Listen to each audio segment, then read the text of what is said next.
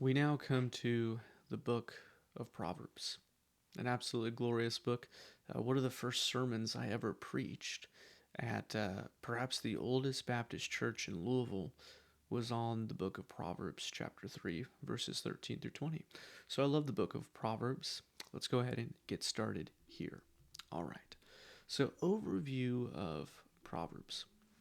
So you can see there the title is Mishle, which means proverbs or parables. What's interesting is that root actually comes from the word like royalty or to reign of some sort. So it's just kind of interesting, right? Um, but I do find this fascinating. So you have paramorai for the Greek word, but you know we've talked about this already a little bit with even the Psalms. Literally the title for Psalms means praises. And similarly with Proverbs, knowing like it's not Proverbs isn't exactly a word that we use in modern English, but we're a little bit more familiar with what a parable is, right? Like a general truth communicated through metaphor. And just knowing what the title is helps us to better understand what the book is communicating. And so the book of Proverbs isn't pretending to give you one stop shop for everything. It is giving you a general principle to live by. And sometimes those are communicated through metaphors or analogies. And we'll talk a little bit more about that here in a second. So you can see here literary flow in 6 sections. Proverbs has a kind of a discernible, like this section starts, ends, etc. And you can see here by far, King Solomon is the predominant author of the Proverbs. So we see this, for example, if you look at letter point B here, chapter 10 through 24, 22, there's only 31 chapters, come from Solomon. Really, the first, you can see here, almost the first 24, and then chapters 25 through 20, they all come from Solomon, right? So he is by far the dominant author of these parables, these proverbs, with some other authors as well chiming in. You can see chronology. Since most of the proverbs come from Solomon, the book primarily dates from the 10th century with some type, and that's because Solomon reigned from 971 to 931, with some type of composition occurring during the reign of King Hezekiah. And we can see that, for example, in Proverbs 25:1, where Proverbs tells us that I should have had that already ready in my Bible. Sorry, give me 1 second. But Proverbs 25:1 reads, uh, verse 1, these are also Proverbs of Solomon, which the men of Hezekiah, king of Judah, copied. And so, chapter 25 through 29 then records Proverbs of Solomon, but they are written down at a much later date, canonized almost, maybe we can almost say, by King Hezekiah's men. And again, that happens at a later date. So, anyways, but most of the Proverbs, if they come from Solomon, which they say they do, then they're going to come from a certain time period, right? They might be said, maybe initially written down by Solomon or his men, but then they are actually composed at, and those are kind of the same thing, but they're copied again by Hezekiah's men at a later date. So, all right. What's kind of big picture here of the book of Proverbs? So, first, the book of Proverbs records wise sayings from wise people, right? It's not just Solomon. You have King Lemuel, and you have just the sayings of the wise. So that's why it's not just Solomon, but it's wise people who encourage their readers toward wisdom and blessedness, all under the umbrella of the fear of the Lord. And so that's really how the book of Proverbs begins, right? Similar to Psalms, there is this Psalm chapter 1, right? There's this emphasis on blessedness. Well, that's what you have here with the book of Proverbs. This emphasis on blessedness that really stems from fearing the Lord. Verse 7 of chapter 1 says, the fear of the Lord is the beginning of knowledge. Fools despise wisdom and instruction. So we can see here the fear of the Lord, this disposition toward Yahweh Himself, is really the beginning of blessedness, of wisdom, and of knowledge.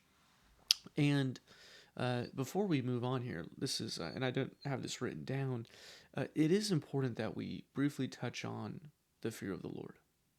I want you to go ahead and think about that for a second as I grab a pen.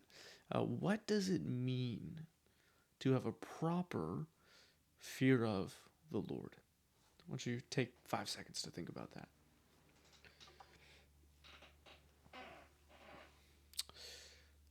All right. So, when Proverbs talks about the fear of the Lord, I don't think the main way Solomon means the fear of the Lord is in the same way a child who did something wrong fears the discipline of a parent. They're so scared of them, right? They can't even approach them. They're so scared they're hiding or something like that under their bed. I don't think that's what Solomon means here. A better word instead of maybe fear, it is the Hebrew word, I believe, yarat, is more of like reverence, awe. You're so, um, you respect somebody so much, it affects how you live. That's more of, I think, what's being discussed here.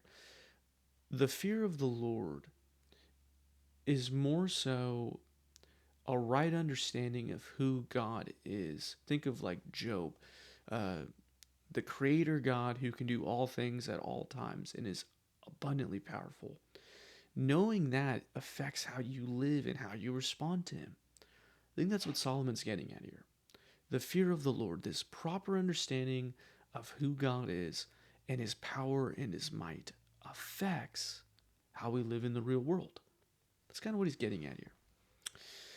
And so there are two types of proverbs, two dominant types of proverbs, parables.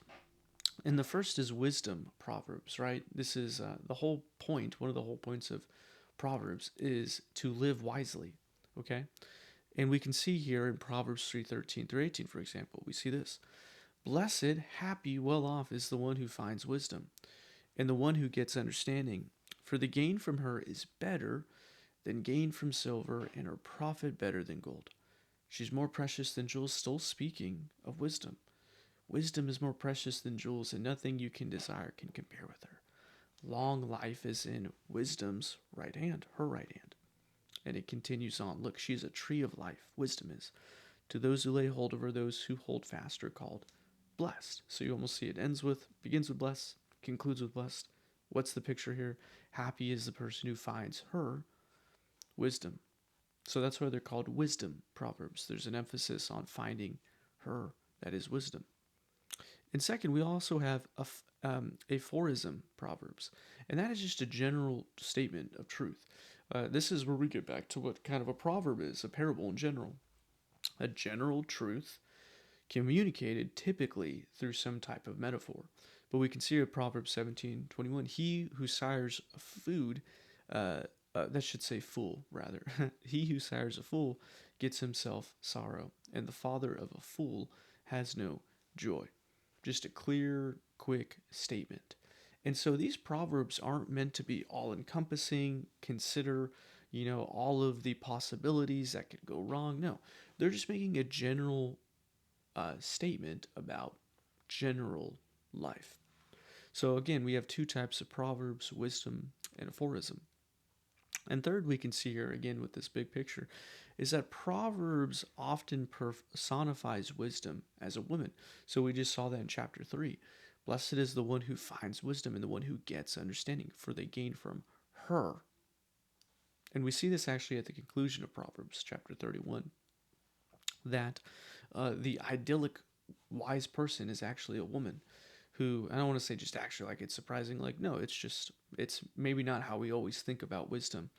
But in the same way, Proverbs will personify like lust and specifically lust, like in chapters 4 through 6, as a woman.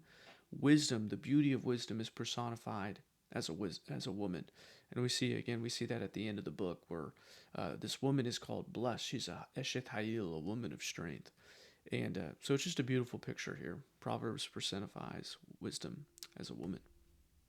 And so, what are some major takeaways here from Proverbs?